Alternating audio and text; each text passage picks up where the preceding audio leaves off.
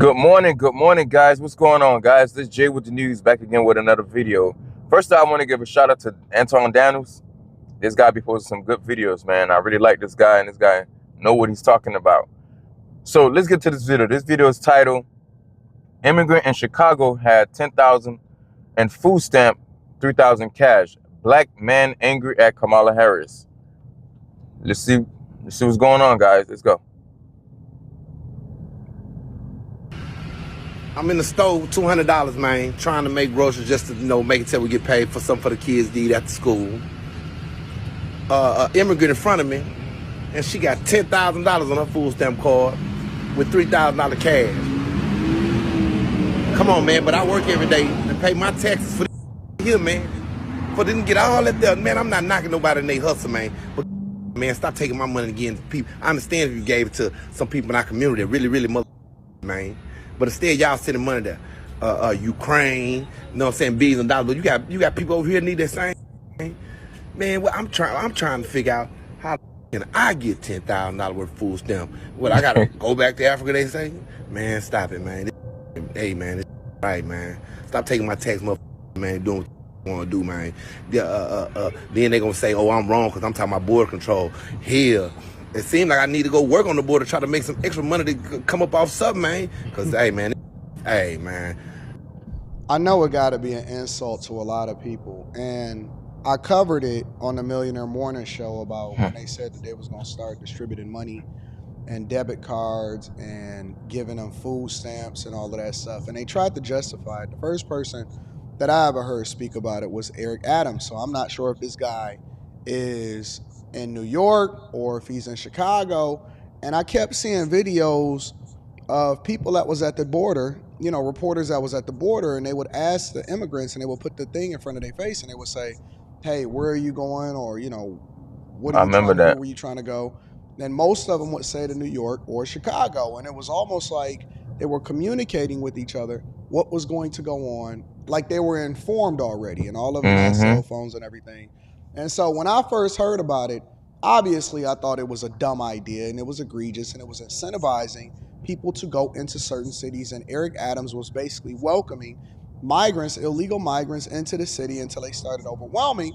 And then they started begging Biden for more money in order to be able to, accommodate all of the people that was coming over the border, the millions of people that was coming over the border.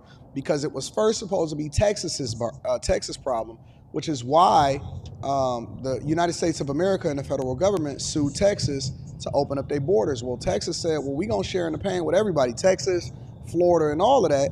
And they said, look, we're going to allocate a portion of our budget to make sure that y'all are the ones that have to deal with what's going on with the migrant crisis also, because we've been at the forefront of the federal government making sure that we wasn't taking care of business and we couldn't focus on our own citizens as what's going on in the United States of America because we were so busy focusing on processing people through the federal government through the border. So they started to take stuff into their own hands. Governor Greg Abbott, which I think is the best governor, deserved 2023 through 2028 Governor of the Year award. He was out here taking care of business and he was about that life. DeSantis, obviously, he was also. And then there was also documentation and reports on TikTok of them showing you, even when Texas was trying to secure their borders, where to go in order to get through, in order to come over and be, a part of this whole migrant crisis, this movement that now they had made these places sanctuary cities. Because at first they tried to finesse us and say, well, it's for asylum seekers. Then it was just like, everybody come on in. We don't even care where you're from, where you're going. I remember that, yeah. And so people from all over the world, and they were emptying out the jails and stuff like that. And you say, Anton, how come you know so much policy? People ask me all the time, like, why are you so invested? Do you just do research all day, every day? No, I spend time on the thing that I'm interested in to find out exactly what's going on. And so that's what I report on the Millionaire Morning Show, because I'm trying to figure out where it comes back down to the money. Fast forward to the election, and can't nobody really debate with me because I know what's happening on the ground because I visited New York. Yeah, and I had a meetup, a Patreon meetup in New York, so I was able to go and see firsthand what the hell was happening in front of these hotels that was basically being designated as hotspots for the migrant crisis, and they were paying $600 a night on behalf of the migrants. The government, your cities and your states was paying over $600 a night per person And they was letting the hotels fall into disrepair because they know that they didn't have to do anything in order to be able to get the money. So the hotel people got rich, the servicing people got rich. Those that was participating in these migrant shelters was getting richer, right? They was getting hundreds of millions and billions of dollars. It was going into y'all schools and all of that. And then I started seeing them saying that they were going to give them debit cards and all of this stuff and make sure that they had all of this money. And so they was giving more of y'all tax dollars to them. Fast forward to today. Now you have people that's finally speaking out because they're paying attention, and so it's a proliferation of people that's starting to see the receipts because the migrants don't care. They just leave the receipts right there. What they gonna do? File it for their taxes? You know what I'm saying? So they leave the receipts after they make their purchases right there on the counter, and then people like him walk up and they see $10,000 in benefits and food stamps, right? Because they giving them cash and they're giving them EBT. So they giving them money to be able to do what they want to do, which is one of the reasons why they out here buying cars. They got fresh clothes. They looking sweet. They disrespecting the police. We seen migrants basically pull up on people over there in Chicago today, and I'm going to do a whole new review video of that. And they doing what they want to do. And so people are upset now, but you're upset retroactively. And so, you know, I'm kind of caught between a tail of two spaces in that, it's difficult for me to feel sorry for people that we was warning. And I told y'all, and I let y'all know, the same way that I was protesting actively about what was happening as far as Lori Lightfoot going out and y'all getting Brandon Johnson and all of that, is the same way that I was advocating for and warning y'all about what was going to happen when it comes to Kamala Harris becoming President of the United States of America, probably, and people just ignorantly voting. And so I have skin in the game as far as really participating and studying and being informed about what's going on the streets. And then on the other side, I'm conflicted because I'm almost like, well, listen, these people ain't doing nothing different than they already told y'all. So when y'all said, well, my vote don't matter, I'm not going to the polls, or I'm just going to vote based off of identity politics. I like Eric Adams because he a black man, and I like Brandon Johnson because he a black man and he was a school teacher. Did that make the man worthy of being able to be mayor of Chicago and New York? Facts. Karen Bass. Lori Lightfoot was the biggest DEI identity politician that I've ever seen in my entire life. And she was running the same game, except that they doing it more now. It was almost like they was hurrying up and doing it before this election came up. And now we not even paying no attention, or we not even being accountable. And the only reason that we upset is because we starting to see dollar signs. And when everybody is broke and then they see them taking advantage of the system, they're like, oh man. And that's why my man is feeling some type of way.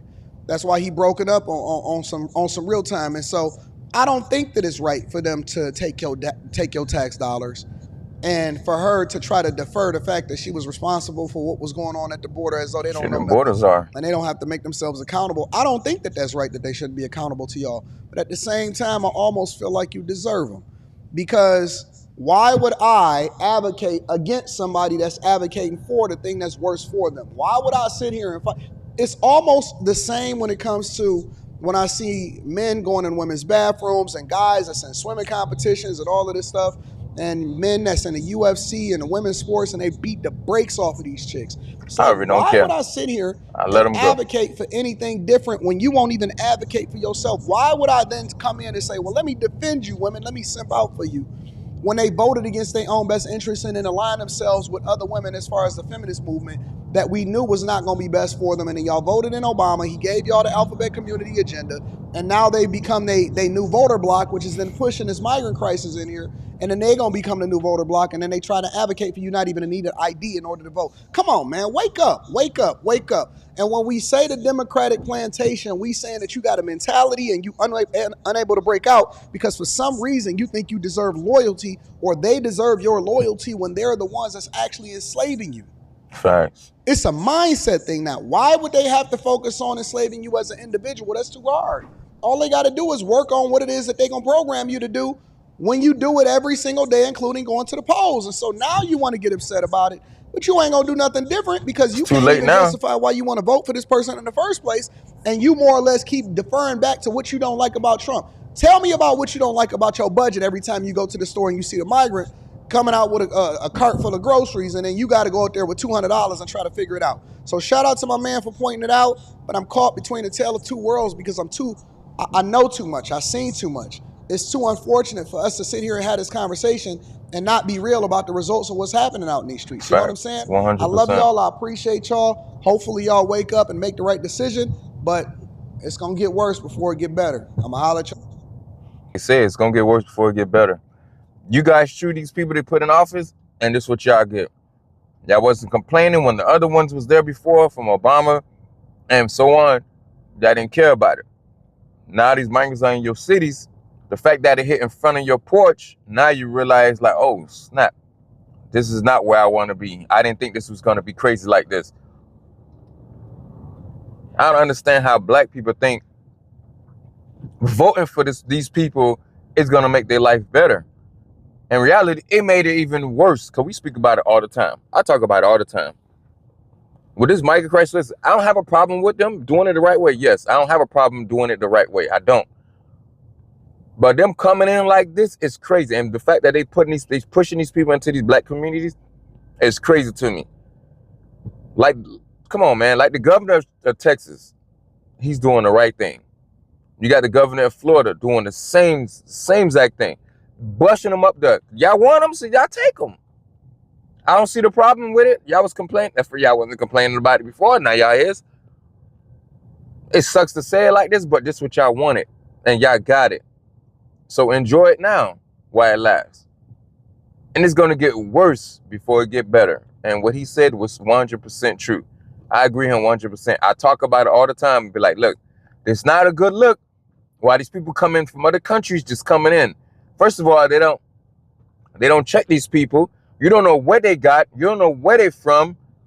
I just know it's a whole bunch of Venezuelans, which is a lot of them, which is true.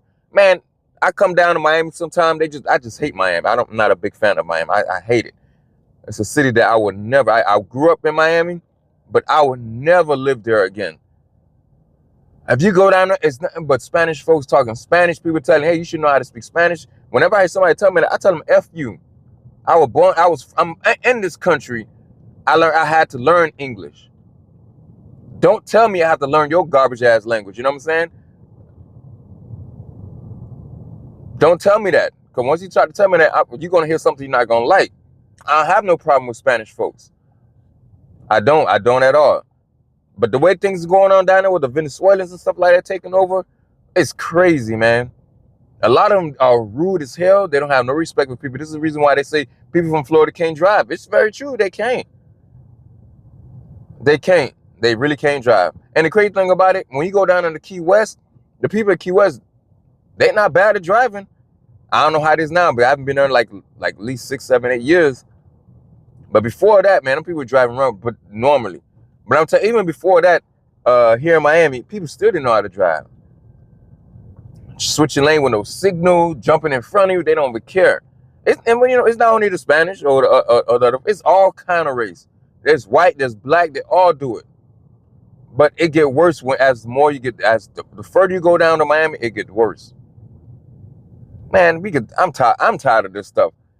At the same time, but I'm sorry, y'all. Y'all in Chicago and New York and them places like Cali, I don't feel sorry for y'all, not one bit. I don't. Y'all choose this, hey, you choose it, lay in it. Lay in it. That's what y'all wanted. And y'all still gonna go out and go vote for this trash ass woman that's trying to be president now. She's trash, man. I'm telling y'all, she's garbage. Garbage. You can hate Trump all you want, but damn, the way these people been running the country the last 3.5 years, now it's might want to say 4 years. November's in what, 2 months? 2 months? The way they've been running this country, nah, I'm good. It's horrible, man. People losing their homes, evicted from apartments, all type of stuff, man. Rent done went skyrocket. Nah, y'all crazy as heck, man. But anyway, guys, thanks for watching. You guys have a good one.